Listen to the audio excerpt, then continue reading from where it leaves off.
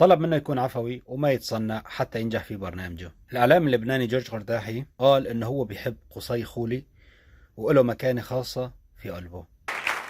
يسعد مساكم وأهلا وسهلا فيكم. كمان تمنى له التوفيق في تقديم برنامجه من سيربح المليون. نبدأ إن شاء الله. نبدأ إن شاء الله.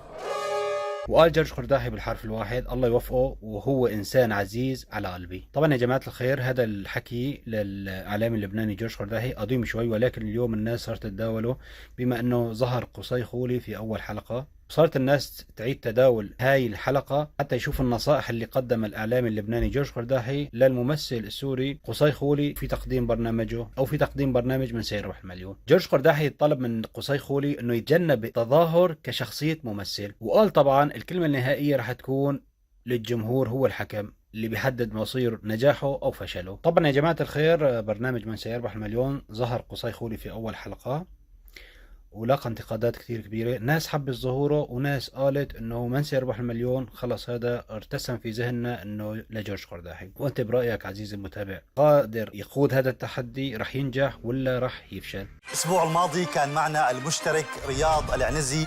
عم تسألني ولا عم تجاوب؟ ميديانا، عين العالم الرقمي.